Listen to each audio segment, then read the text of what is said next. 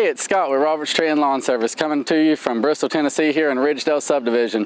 What we're doing today is we're doing a little bit of scientific natural pruning on these 6 sugar maples here. And what we're going to be doing is we're going to go in, we're going to do a 30% crown reduction, and we're going to elevate the lower canopy. Let's go check out what Uncle Lonnie's got cooking for us.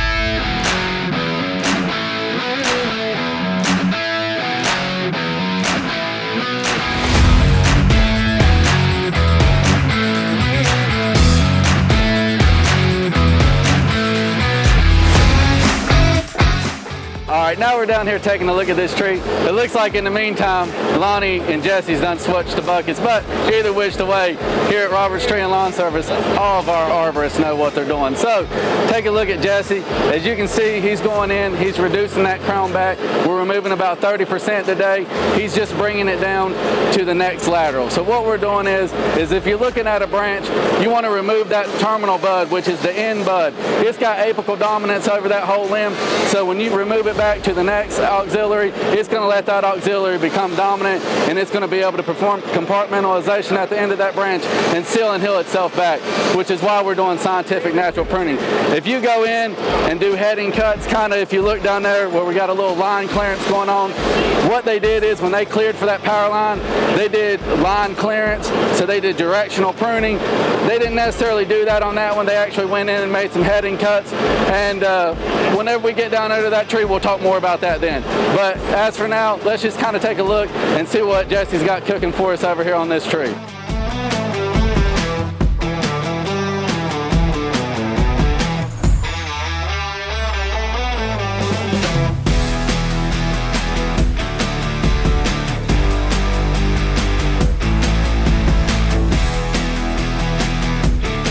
If you look at the cuts on this, they're called heading cuts.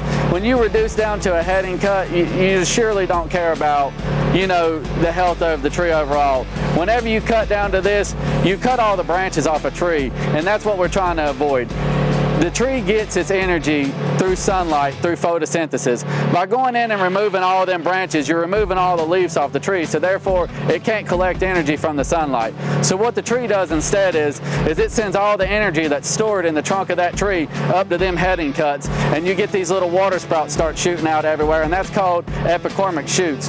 Now, whenever that happens, the problem that you're going to run into is them epicormic shoots, there's not going to be enough heartwood and sapwood to go around.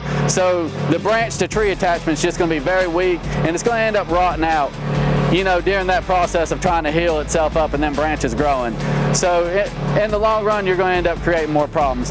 Now, if you look behind me here, you can see, one side of this tree has been cut pretty much nearly off, and what they did in that instance is they did some directional pruning.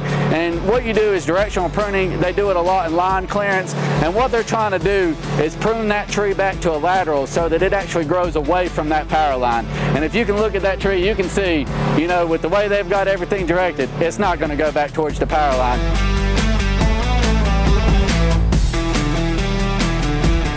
So this is why we don't top trees. It's really, really bad on the trees, and in the long run, it shortens the life of the tree. That's why we as arborists do natural pruning. As always, like, follow, and subscribe for more information on how to maintain your trees. Thank you.